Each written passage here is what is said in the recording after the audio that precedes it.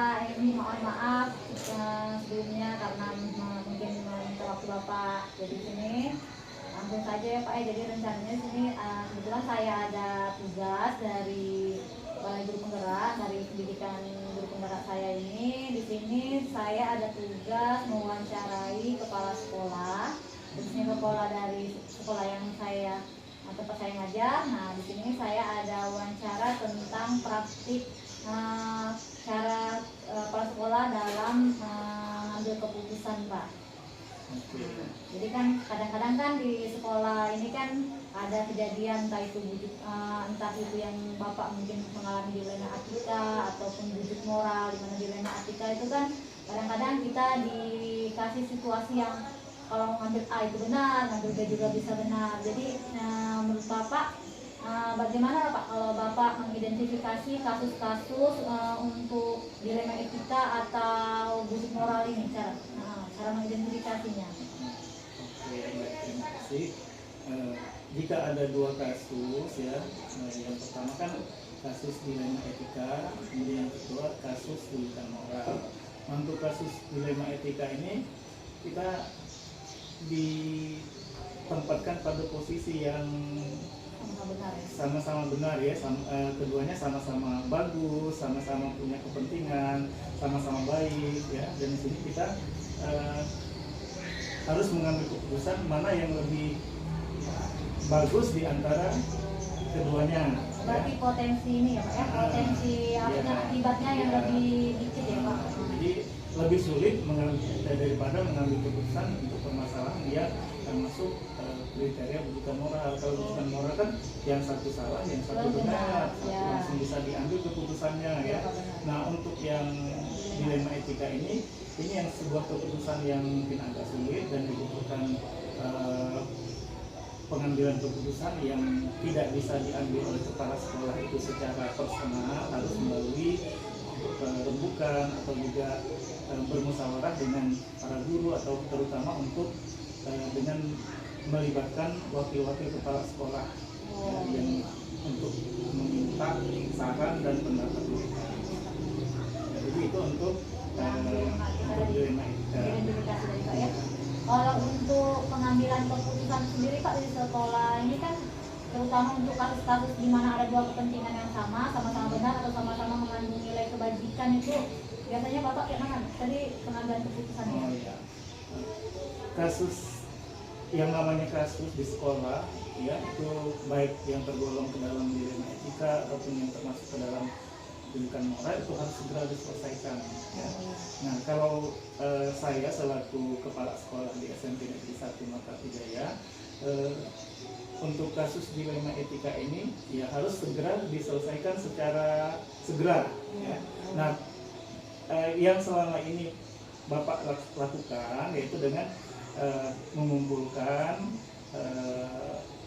pihak-pihak yang terkait dalam masalah tadi ya, dikumpulkan dalam satu ruangan atau di ruangan Bapak. Kemudian juga Pak memanggil tim yang Pak anggap atau tim yang sudah Pak pilih yang termasuk tim yang solid, yaitu para wakil kepala sekolah. Di situ kita meminta bagaimana memberikan jalan keluar, kira-kira mana yang lebih banyak kebaikannya di antara kedua yang baik tadi. Jadi kalau Pak hanya mengambil keputusan sendiri, mungkin pendapat-pendapat Pak itu masih kurang bisa berkenaan dengan dilema etika tadi. Nah, dengan adanya wakil-wakil tadi kan akan bertambah masukan-masukan sehingga keputusan yang diambil itu akan lebih baik ya, tidak merugikan salah satu pihak. Jadi memang benar-benar keputusan itu berdasarkan atas hasil musyawarah bersama.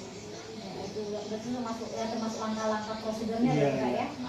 Kalau yang ini Pak, kira-kira apa saja yang selama ini Bapak anggap efektif dalam pengambilan keputusan pada kasus-kasus dilema etika sendiri? Ya, yang namanya supaya dia efektif ya tadi sudah saya katakan, kasus dilema etika ini yang namanya kasus ya harus segera diselesaikan secepat mungkin supaya tidak berlarut-larut, agar yang istilahnya mengalami perbedaan perbedaan pendapat tadi tapi sama-sama baik itu dalam kondisi yang nyaman ya, menjadi dalam kondisi yang nyaman, kemudian mereka bekerjanya dalam keadaan tidak terpaksa ya. Ya dengan cara itu kemudian mereka akan bekerja sesuai dengan tupoksi mereka masing-masing ya, dengan adanya keputusan-keputusan yang sudah diambil tadi. Kemudian keputusan-keputusan pun tidak diambil semata-mata karena pendapat dari misalnya tim wakil kepala sekolah tadi, kepala sekolah juga didasarkan pada aturan-aturan yang sudah ditetapkan ya, sehingga tidak bertentangan dengan aturan-aturan yang kita kita ikuti, sehingga ya istilahnya sama-sama puas ya, sama-sama benar karena keputusannya berdasarkan atas aturan dan juga berdasarkan atas hasil musyawarah bersama. Oke, itu. Adapun tantangan-tantangan dalam pengambilan keputusan yang biasa muncul itu seperti apa, Pak? Ya, tantangannya sih biasanya mungkin dalam pengambilan keputusan kalau hanya misalnya keputusan itu hanya diambil sepihak oleh kepala sekolah, mungkin ada pihak-pihak yang merasa tidak puas atau merasa dirugikan ya. Tetapi tantangan itu bisa kita patahkan, bisa kita perkecil ya dengan adanya kita memberikan ini loh aturan-aturannya ya, berdasarkan aturan ini, berdasarkan aturan itu. Jadi mereka akan merasa nyaman dan merasa puas atas keputusan yang kita ambil ya, itu saja. Ya. Berarti tantangan tuh pasti ada ya Pak ya, Ya. karena nggak mungkin dari keputusan tuh semua pihak setuju ya Pak. Iya, betul. Adapun kalau pada saat pengambilan keputusan ini Pak ada jadwal tertentu lah, misalnya langsung diselesaikan pada saat itu juga atau dijadwalkan lain waktu apa gitu? Ya, yang namanya permasalahan tidak bisa kita biarkan berlarut-larut karena itu akan menimbulkan ketidaknyamanan dan juga akan menimbulkan mungkin ada kecemburuan sosial. Jadi yang namanya permasalahan baik itu secara etika moral ataupun dudukan dilema etika ataupun dudukan moral harus kita sesegera mungkin kita selesaikan ya. Oke.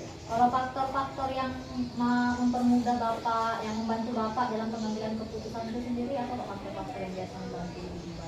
Yang jelas ya selaku kepala sekolah kita punya wakil-wakil kepala sekolah yang memang wakil-wakil kepala sekolah itu adalah orang-orang yang terpilih, orang-orang yang energik ya. Cepat kita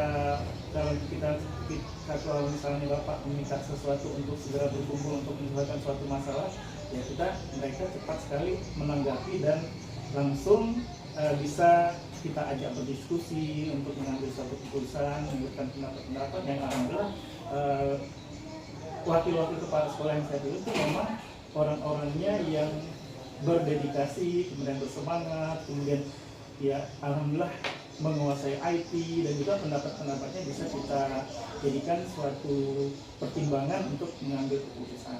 Itu tim yang membantu Bapak, bukan tim wakil-wakil kepala sekolah yang solid. Berarti dia pengambilan keputusan terus Bapak sudah diskusi sama wakil-wakil kepala sekolah ataupun pihak guru tuh kadang dilibatkan atau tidak juga? Ya, pihak guru ya jelas dilibatkan, namanya kita keputusan bersama. Jadi pihak seluruh warga sekolah, keluarga SMP Negeri 1 Makassar baik itu karyawan, guru ataupun tenaga-tenaga yang termasuk ke dalam wakil kepala sekolah tadi semuanya terlibat dan mereka tahu bahwa oh itu keputusannya dia sudah berdasarkan hasil dari musyawarah, hasil kesepakatan bersama.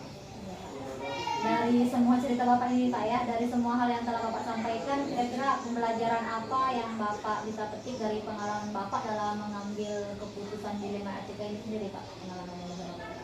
Pengalaman yang Bapak dapatkan ya, di mana dalam mengambil keputusan itu kita harus bersikap seadil-adilnya ya, untuk tidak menimbulkan rasa kecemburuan sosial, kemudian menumbuhkan semangat kinerja dari para guru, dari para istilahnya karyawan, kemudian dengan adanya keputusan yang seadil-adil tadi akan menimbulkan rasa nyaman ya, rasa istilahnya memiliki rasa menyukai terhadap sekolah ini ya.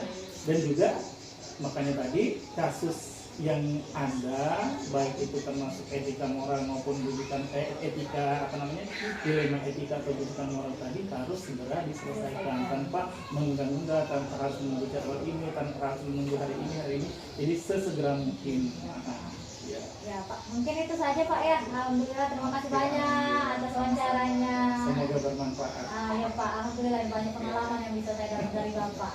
Ya sudah dulu Pak ya. Saya Eri. Wassalamualaikum warahmatullahi wabarakatuh Pak. Waalaikumsalam warahmatullahi wabarakatuh. Assalamualaikum warahmatullahi wabarakatuh Bu. Waalaikumsalam warahmatullahi wabarakatuh. Apa kabarnya Bu? Alhamdulillah sehat. Alhamdulillah. Ya Bu, perkenalkan Bu ya. Seperti kemarin sudah hubungi. Perkenalkan, nama saya Nur Aini. Saya calon guru penggerak angkatan 7 Banyuasin. Kebetulan saya bertugas di SMP 1 Makati Jaya karena kebetulan sekolah ini kan tetanggaan dengan SMP 1 nih Bu. Jadi rencananya saya ingin mewawancarai Ibu. Nah, di sini saya ingin mewawancarai tentang praktik baik cara seorang pemimpin atau kepala sekolah dalam mengambil keputusan. Gitu ya. Jadi langsung aja Bu ya. Nah, jadi di sekolah ini ketika Ibu jadi pemimpin ini, kira-kira bagaimana lah Bu cara Ibu mengidentifikasi kasus-kasus yang merupakan dilema etika atau bujukan moral kalau yang terjadi di sekolah ini? Baiklah, terima kasih. Sebelum kami perkenalan terpilih ini ya, kami sudah lama sebagai kepala sekolah di 1 Makati Jaya. Untuk menjawab pertanyaan dari Nur Aini ya, ada beberapa yang harus kami jelaskan ya. Kami selaku pimpinan SD 1 Makati Jaya dalam menindaklanjuti ataupun menyelesaikan masalah tentang dilema etika dan juga rujukan moral ya. Kalau untuk dilema etika itu suatu kasus yang memang dikatakan berat karena dua-duanya memiliki kesamaan, bisa dua-duanya benar, bisa dua-duanya salah. Tapi kalau untuk rujuk moral lebih mudah karena apa? Otomatis sudah tahu kesalahan dari seorang guru itu sendiri gitu ya. Nah, untuk itu dalam rujuk moral mungkin tidak perlu kami jelaskan ya, mungkin kalau sudah langsung sepihak jadi kami dengan mudah bisa menyelesaikannya. Tapi kalau untuk dilema etika ini ya memang keduanya sama-sama benar, sama-sama salah. Dalam mengatasi masalah ini ada beberapa langkah yang harus kami selesaikan ya. Pertama, mungkin saya berusaha untuk menyelesaikan secara pribadi dulu. Ya, kami panggil yang bersangkutan, permasalahannya apa, dulu yang kita panggil, ya kita suruh menjawab apa permasalahan dihadapinya untuk dua-duanya. Setelah itu kami nanti pilah-pilah ya. Nah, andai kata dalam menyelesaikan ini kami tidak bisa, otomatis kami mengajak dewan guru. Ya, karena di satu ini tidak ada kepala sekolah, tidak ada artinya tanpa kerjasama dari semua dewan guru. Sekolah itu bisa sukses dalam menyelesaikan segala hal, selalu kami libatkan semua guru yang ada di satu ini. Kita adakan musyawarah, kita adakan rapat bersama untuk menyelesaikan dilema etika yang sedang terjadi di satu ini. Itu yang kami selesaikan. Oh, jadi itu cara pengambilan keputusan sekolah itu seperti itu ya Pak Lebih ya? Iya. Berdasarkan hasil musyawarah dengan guru-guru lain. Iya, gitu. betul Mbak. Nah, untuk langkah-langkah dengan atau prosedur yang secara terperinci seperti apa Pak? Kalau langkah-langkah lebih jelas? Ya, langkah-langkahnya untuk menyelesaikan yang pertama ya kita panggil yang bersangkutan dulu ya. Misalnya ada dua kasus dua guru yang sama ya. Nah, tetapi dua-dua itu sama-sama benar, sama-sama salah. Langkah pertama kami secara pribadi memanggil ke ruang kantor sini ya. Kami panggil dulu apa permasalahan yang dihadapi dulu. Setelah kita panggil bersama, sudah tahu masalahnya ya. Pertama kita tidak, kalau memang sama-sama berat ya, itu harus perlu adanya musyawarah. Jadi kami langsung kami jawab, kami kita anggap aja prioritas saya ya. Langsung kami tidak lanjuti rapat bersama dewan guru dan staf. Ya. Bahkan andai kata pun tidak selesai, kami juga tidak diam diri, kami ada pengawas bina ya. Jadi bukan hanya langsung di sekolah saja, kalau memang itu berat untuk diputuskan ya mungkin kalau bisa langsung dengan dewan guru, langsung dewan guru mengajak rapat secara cepat segera ya, langsung kita ambil keputusan. Tapi andai kata sudah melalui rapat tapi masih kayaknya belum merasa puas, belum terdapat titik terang ya, kami panggil juga pengawas bina kami, bahkan sampai ke Korwil, bahkan komite kami juga kami hubungi ya. Jadi karena masalah ini, masalah sekolah ini kan yang terlibat bukan hanya kepala sekolah dan guru, termasuk warga sekolah ya. Warga sekolah itu ada orang tua murid ya, ada juga wali kelasnya ataupun juga termasuk dari komite sekolah. Kami libatkan sudah kami kumpulkan bersama, kita ceritakan, oh kami ada masalah seperti ini, ya, antara guru satu guru ada pernah seperti ini, gimana cara yang akan dapat selesai dengan baik. Itu yang harus kami selesaikan. Kalau toh memang sudah kami selesaikan, ya kami sampaikan harus begini hasilnya, gitu ya. Berarti benar-benar ibu ini cakupannya luas dan ibu tuh tidak memutuskan itu sendiri, bu. Jadi banyak banget yang memang harus terlibat di situ. Ya, Bu, betul, ya. karena kita ini sebagai kepala sekolah tidak bisa mengambil tanpa kerjasama yang lain. Apalagi itu hanya sangat bermasalah yang harus kita selesaikan, jadi kita harus selesaikan bersama-sama. Ya sama-sama puas, sama-sama plong gitu ya.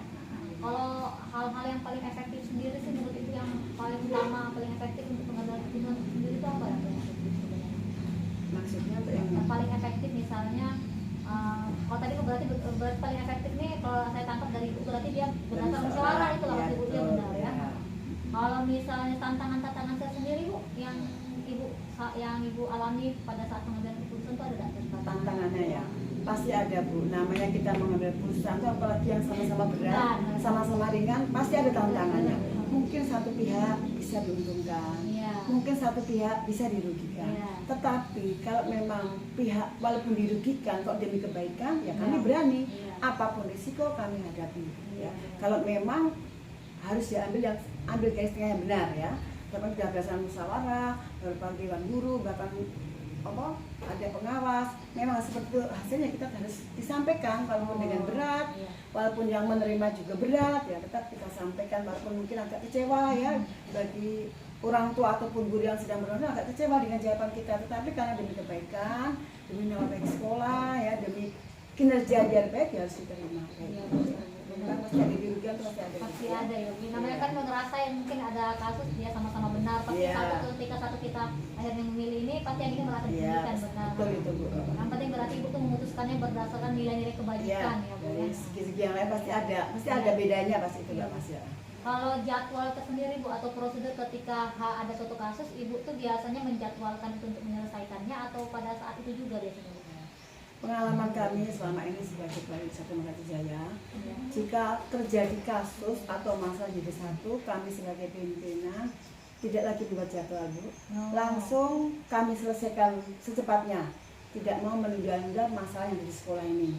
Jadi langsung kami panggil yang bersangkutan, bahkan langsung rapat secara dadaan kalau perlu ya. Kalau memang kasus itu termasuk kasus yang cepat diselesaikan ya. Tapi kalau masih memang yang belum parah ya mungkin masih diberi waktu. Tapi kalau memang masalah itu yang bermasalah yang kira-kira apalagi berhubungan dengan etika itu kan berat ya. Kita harus panggil segera. Jadi biar sama-sama tuntas, biar sama-sama enak yang menerima juga langsung bisa menerima, yang penting kita berikan arahan-arahan, jadi langsung kita selesaikan tidak lagi jadwal ya.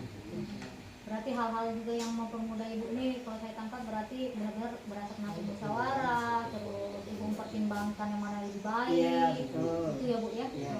Kalau dari setelah kita berbicara nih bu, kalau saya minta ibu pengalaman ibu lah atau pengalaman atau pembelajaran apa sih bu yang bisa ibu simpulkan dari dilema etika ini sih bu? Yang dapat kami simpulkan melalui kasus dilema tadi pembelajaran ya. Nah, memang setelah kami adakan misalnya rapat hal masalah mungkin banyak dilema yang diterima dari itu banyak misalnya langsung guru itu bisa berubah ya. Selama ini misalnya yang tidak aktif ya atau banyak yang kekurangan bisa melalui kita adakan musyawarah bersama akhirnya bisa berubah sikap dan dalam pembelajaran lebih baik lagi ya. Walaupun pertamanya sakit ya, waktu ditegur mungkin sakit kita selesaikannya tapi kita kan dengan niat demi kemajuan sekolah ya. Jadi kami bukan berarti pilih kasih satu orang dengan yang lain walaupun sama-sama kalau memang ada yang salah yang lebih baik itu yang kami ambil yang terbaik dan akhirnya yang kurang pun juga akan mengikuti yang terbaik ya. Jadi yang selama ini sakit bisa juga saya begini terus dia tahu kesalahannya berarti lebih baik yang ini walaupun sama-sama benar mbak ibu yang jadi intinya lebih dari kejadian kasus itu akan memperbaik pembelajaran belajar. Ya, tidak akan ada yang sakit lagi tapi tetap lebih baik lagi. Menuju yang lebih baik lagi daripada sebelum-sebelumnya ya bu ya. Ya bu, terima kasih banyak ya bu ya setelah saya berbicara dengan ibu, diskusi dengan ibu, saya banyak pengalaman. Jadi untuk calon guru penggerak juga saya tahu jadi ketika jadi pemimpin tuh nanti keputusan sekolah seperti itu seperti apa. Jadi hal apa yang harus saya pertimbangkan saya lebih tahu. Ya. Mungkin itu saya ceritanya Bu ya, terima kasih Bu Surti Terima ya kasih atas kalau ada sekolahnya. yang kurang berkenan di hati, mohon maaf. Iya, Ya, nggak inilah apa-apa, Bu. pengalaman yang Alhamdulillah. kami alami ya. Nah, Saja kami alhamdulillah. ucapkan, Assalamualaikum. Iya.